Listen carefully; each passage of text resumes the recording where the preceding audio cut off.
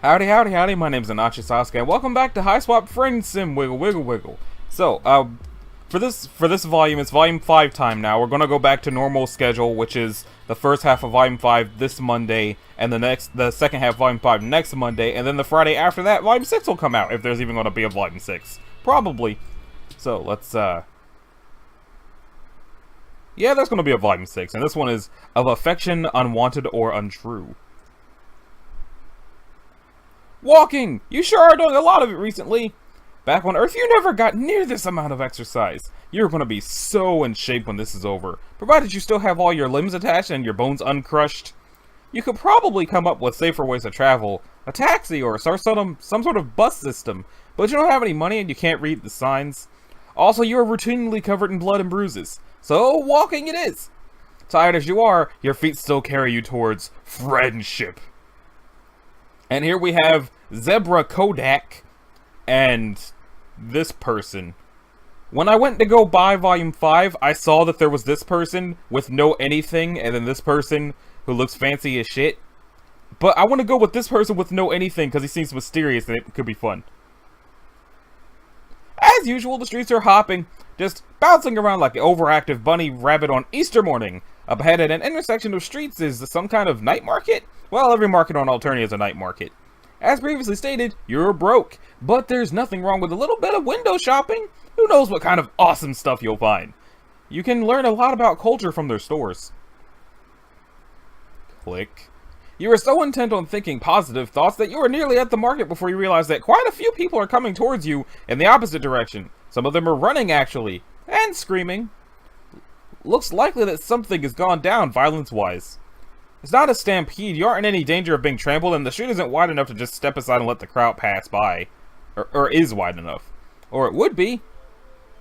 You get a brief, furtive glimpse of a pair of focused yellow eyes under a low-pulled hood.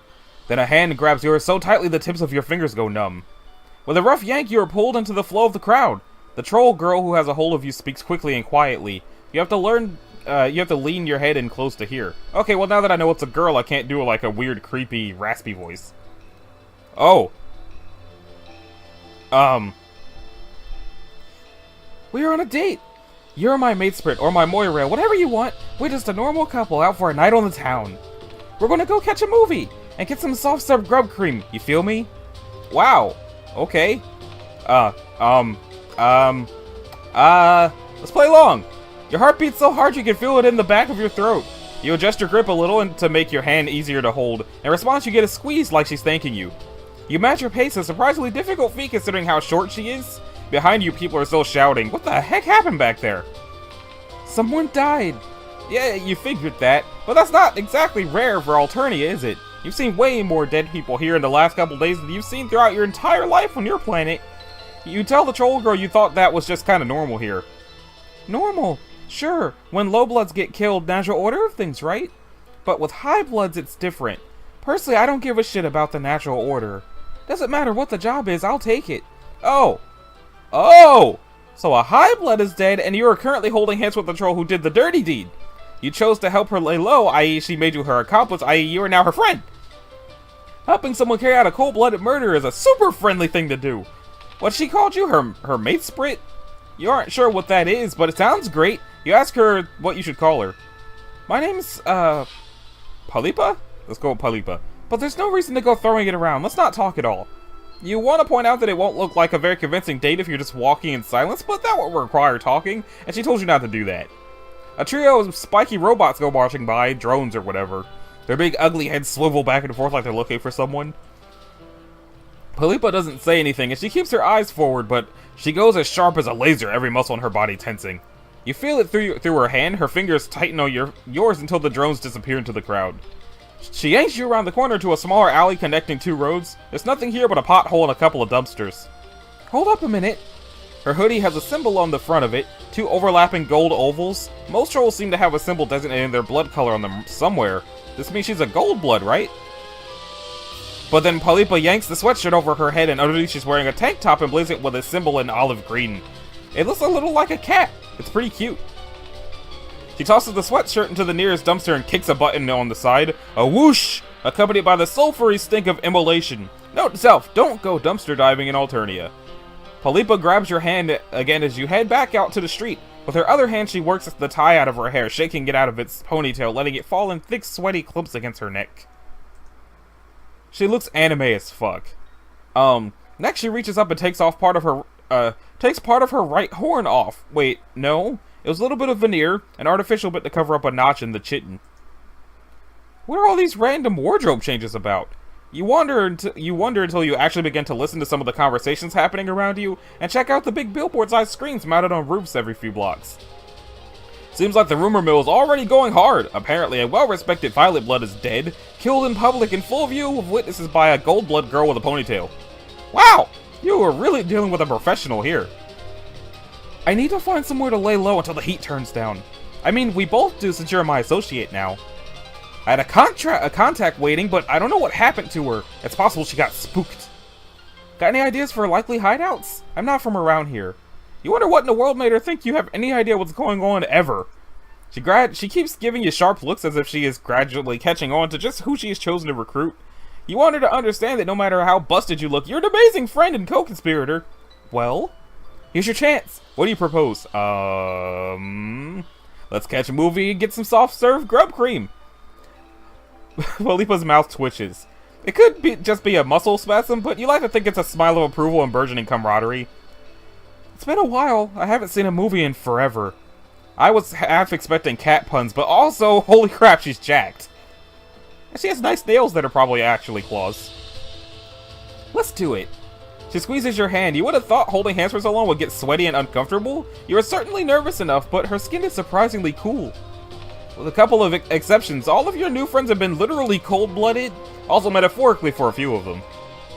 But you aren't going to judge them for their lifestyle choices. That isn't your place as a friend.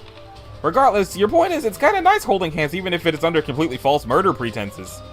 Come on, there's probably a theater in here. And there. Makes sense. You aren't from around here and you don't think Polipa is either. But you can always recognize a mall when you see one. Stores and escalators and fountains full of slimy mall water, that's probably been in there for years. The biggest difference between this and an Earth Mall is that there doesn't seem to be anyone working at any of these stores. Everything is automated. That and the top floors appear to be reserved for high bloods. Polipa is still holding on to your hand. Gosh, it's like you really are on a real date. This is very, very friendly. As far as you know, you've never been on a date with an assassin before. You can't read the showtimes and descriptions and don't have any money, but Polipa chooses the movie and pays for you both. She tosses a couple of coins into a slot and the machine spits out 2 tickets. You don't see any soft-serve grub cream, but you're a little too queasy from mingled nerves and excitement currently to deal with anything called grub cream. You do, however, stop for a bag of buttery exploded kernels at the concession stand. The theater you follow Polipa into isn't crowded, but you still feel every pair of eyes settling on you as you walk up the steps. Your heart pounds and sweat slides down the back of your neck. Am I still glowing from the last one? You are just positive everyone can see right through you to this deeply controversial cross-species matchup you got going on here. Even worse, Polipa takes a seat weirdly close to the only other group in here. Man, awkward. The movie starts playing. Apparently in Alternia there aren't any trailers before movies. Kind of a bummer. If you're going to be stuck here, you want to know what hot new summer blockbusters you have to look forward to. Surprisingly, the movie turns out to be a romantic comedy. You expected Polipa to choose a thriller or a horror movie. From what you can glean of the plot, it's about a beautiful young Jadeblood who gets involved with a visiting Blueblood and their servant, a big bumbling Bronze. The portrayal of Lowblood strikes you as vaguely offensive? They grunt and fall down a lot. The caverns look a lot fancier than you remember from the time you hung out with Bronya, just a lot bigger and more glittery. The main character spends a lot of time pulling a jeweled comb through her lustrous hair. The dialogue is kind of incoherent and you don't just think it because you're unfamiliar with the cultural context. It also doesn't help that Polipa keeps up a running commentary throughout. The ban on conversation has apparently been lifted. I can't believe they added in the mistaken identity storyline. So unnecessary. Also, Black Rum is so boring in comedies, there's just no punch to it. I can't believe how bad this is. I don't remember the book being this garbage, but I read it a long time ago. My taste may have just been worse back then. You were looking at her in a whole new light. She shrugs, possibly a little self-conscious. What, you think I've been an assassin since I pupated? I used to have a blog for relationship advice and stuff like that. Of course, I was just messing around. I didn't know anything beyond what I'd read online. 2 characters are kissing on screen. You have no idea who they are. You're way more interested in the fact that Polipa has decided to tell you her life story in the back of a movie theater. The deep blue light from a scene in the brooding caverns washes over her, making her look noble and sad. You're entranced. It didn't last, though. I doubt it had anything to do with my blog, but a few sweeps ago, a group of kids broke into my hive. I think they were high, maybe on sober. Whatever, they stole a bunch of my shit, killed my lessons, and some little psionic fuck broke both my legs with his brain. Just because he thought it would be funny. You're riveted. You have a bit of a tragic backstory yourself, but nothing this dramatic. Philippa picks through the buttery, exploded kernels with a delicate claw. I was trapped in my hive. I would have starved to death if it hadn't been for some teal who lived in my neighborhood. Just some little idiot who ran around with an Eastern alternative replica sword, challenging Purbeast to duels. Tealbloods are pedantic bulge lords, but they care about justice, and these kids had attacked me for no reason. I didn't break any laws. Anyway, that's why I'm equal opportunity for how I take jobs. Low blood, high blood, everyone is scum. One of the kids in the row ahead of you turns around to tell Philippa that if she and her Moira want to get all nasty and pale, maybe you should get a room. Philippa kicks the back of her chair and tells her maybe she should mind her own business. The girl looks ready to jump over the back of her seat, but the guy next to her pats her firmly on the cheek. Almost a slow-motion slap, firm and intense with plenty of uncomfortably intimate eye contact. The girl settles down after that, and everyone goes back to watching the movie. The rest of it goes by with your head spinning and your heart in your throat. You're glad Philippa trusts you enough to share her past, but you were nervous about her talking about it in public. Wasn't the whole point of coming to the movie to lay low? Think about it, when that girl sees the description in the alert, she's not going to be thinking about the noisy Olive Blood getting all conciliatory in public. Conciliatory? Okay. It's way safer than skulking around, believe me. Gosh, Philippa really is an expert. You're so glad you got to go on this date with her, even if it was mostly fake. As soon as you were back out on the street, Philippa pulls out her phone. Slowly, her face falls. Fuck! That little nook licker, I thought she bailed on me, but according to Chitter, she's dead. They got her. Damn it! I told her to be careful! Her sadness is quickly turning to rage, vibrating off her in frantic waves. Her voice gets louder too, and people are starting to look your way. Heckling at a theater is one thing, shouting at a phone about murder is another. This is going south fast, you gotta calm her down. Deploy Shushpap. For lack of a better plan, you copy what you saw the troll inside due to his angry date. You press your palm firmly to her cheek. To your intense shock, she blushes a deep olive green and her eyes slip closed. She leans into your touch as if she's drawing comfort from this tiny little gesture. Then she blinks and pulls away. Listen, I'm technically on the clock right now, let's be professional. She bites her lip, hesitating. Then she reaches up and repeats the gesture on your face. An unbelievable warmth fills you. Could it be the warmth of friendship? I don't think that's what it is. You're a weird-looking double-horn amputee with very few social skills, terrible survival instincts, and both short-term and long-term memory loss. But you're alright. If you ever want to earn a little cash, I could use a partner I can depend on. Is it raining? No, those are just tears of gratitude. Tears in your eyes. Tears of gratitude. Okay, don't get too choked up. You're definitely just gonna be bait. You're sure, Philippa, that due to your general ineptitude, you wouldn't want it any other way.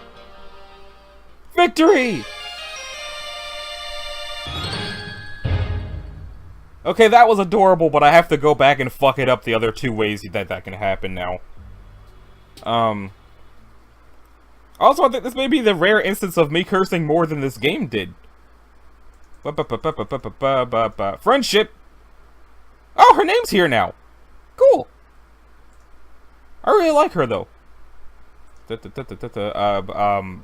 Freak out and let the Furbies out of the bag. You stop abruptly and someone smacks into you from behind. You go down hard, your hand ripped away from the girl. She gives you a fierce glower of disappointment. Fine. Just more people letting me down. I'll deal with this on my own. I've done it before. She takes a running leap for the alley wall, scampering up and onto the roof like a squirrel up a tree. You're left looking down at the smudge of violet blood she left on your palm. An emptiness fills you at the thought of the friendship that could have been if you'd only kept your chill. Game over, leap of unfaith. Okay, so that's the first one. This was a really quick episode. Well, it depends on what the what picking the other choice goes, but I really like her. Her hair's awesome. She's jacked. She just seems really cool. Play along and hold hands. Let's hide out of one of these apartment buildings. That's a possibility. Most of the hive stems around here are cheap rentals, burgundy or bronze at the most. I could take them, no problem. I mean, I can take anyone. Some jumps just require a little more forethought. You kind of meant finding an empty unit or maybe skulking at a foyer or alien Starbucks, but you don't want to tell your cool new friend how to do her job. And there you go again, jumping the gun and claiming friends don't have the right to. claiming friends you don't have the right to, but she did choose you. Though at this point, she may be wishing she grabbed some other random stranger's hand. Well, pick one. This was your idea. Ah, jeez. You seriously don't need this kind of responsibility in your life. Nothing good will come from letting you be in charge, but you also don't want her to think you're useless. You just kind of wish she'd tell you what to do and leave it at that. You pick a tall purple building at random. How about that one? Sure, I guess.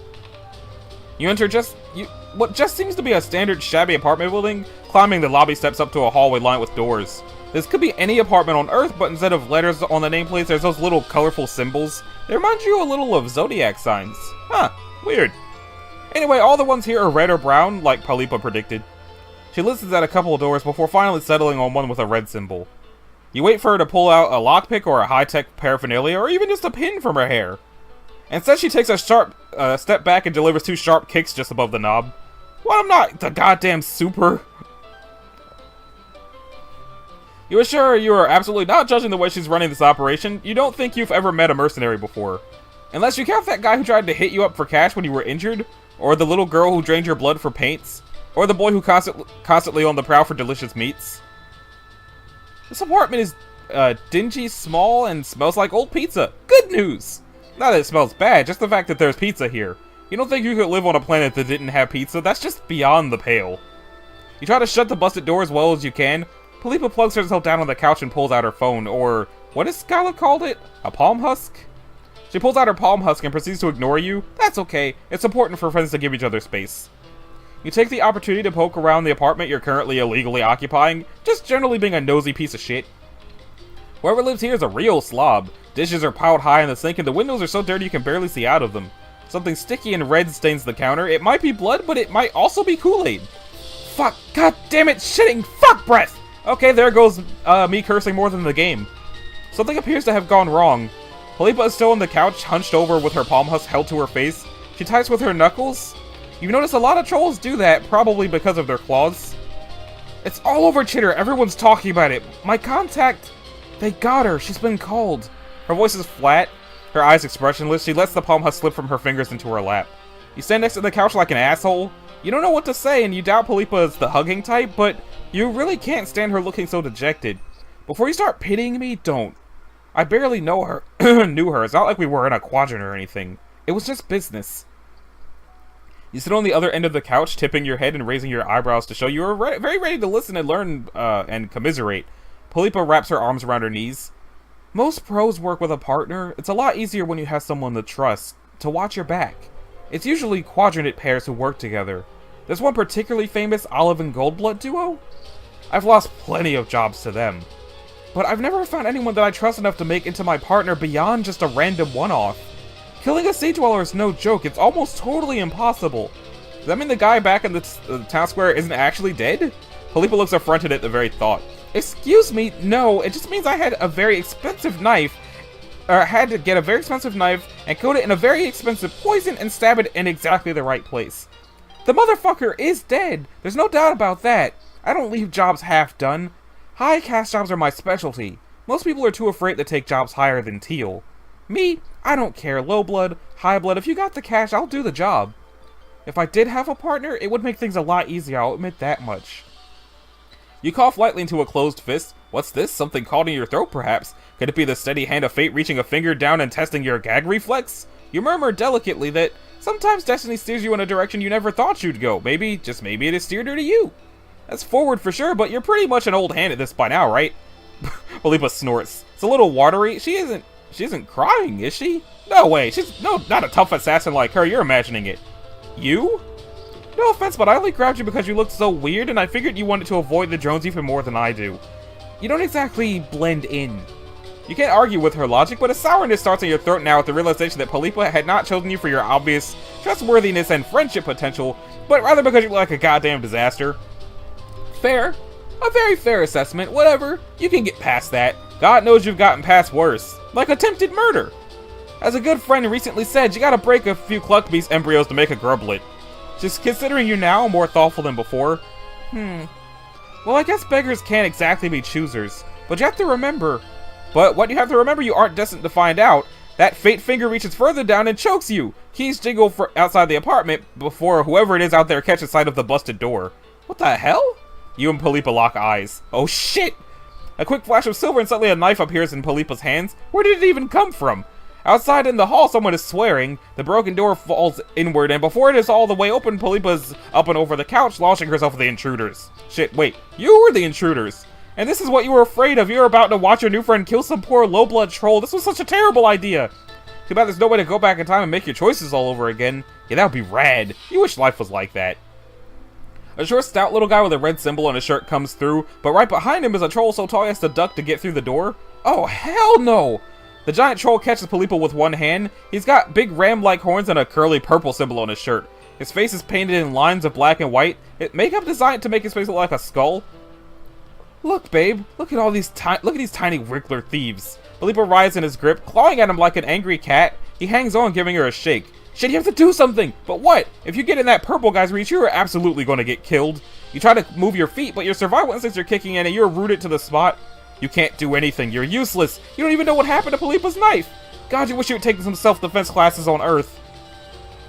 The high blood gives Palipa a wide smile and tosses her across the room like lobbing a dodgeball. She lands on her back, rolls to her feet, and bolts for the window. Of course he would have a high blood mate sprint. The high blood turns to you and sticks out a big gray tongue, and wow, suddenly you can move your feet again. You throw yourself out the window after Palipa. You're only one floor up, but that's one floor more than you would like to be when, falling out of a building. Your fall is broken by Palipa, meaning you get a collection of bony elbows and knees applied to your gut. She bares her teeth at you. Get off, idiot! They're definitely gonna call the drones. We gotta run! You roll your big floppy body off her and hustle to keep up as she peels off down the street. You throw one last glance over your shoulder to see the two guys hanging out the window. The high blood waves lazily. Palipa starts out strong, but pretty soon she is limping and leaning on your shoulder. A jagged piece of glass is wedged in her calf muscle. You lean down to get a closer look. You're no doctor, but recently you've become an expert in acute injuries. What the hell? Stop! You want me to leave a blood trail? We need to split up now that we've been seen together. Your heart sinks all the way to your aching feet. God, you've been so sure you had this one on lock. You mentioned half mumbling to yourself that maybe it would be better if you stayed together? Safety in numbers and all that. Oh yeah? Maybe safety for you? This was a terrible idea. I can't believe I ever trusted that someone could have my back. Yeah, let's do another one of your amazing plans. Sounds great! She leaves you at an intersection of streets. Even though she is no longer leaning on you, you nevertheless feel a heaviness settle inside you. Philosophically. I think I just heard horns. A deep fatigue so intense you want to curl up on the ground. So you do. She's still leaving a blood trail, though. At least your ass didn't kill her. That's fair. That is a thing that happened a couple of times. So, that about does it for this episode of Let's Play the Hiveswap FriendSim. And the next one we're going to deal with, what's his face, Zebra Dude? Is it going to let me see them before it? No, it's going to make me have to go through all the talking. Friendship. Zebra Kodak. So next episode we're going to do Zebra Kodak. Can I get out of here? Oh, cool. I can't get out of here. So, this has been Anashi Sasuke. If you liked it, a like and a subscribe will be groovy. If you didn't, you don't need to do either one of those things. And I will see y'all in the next one. Later.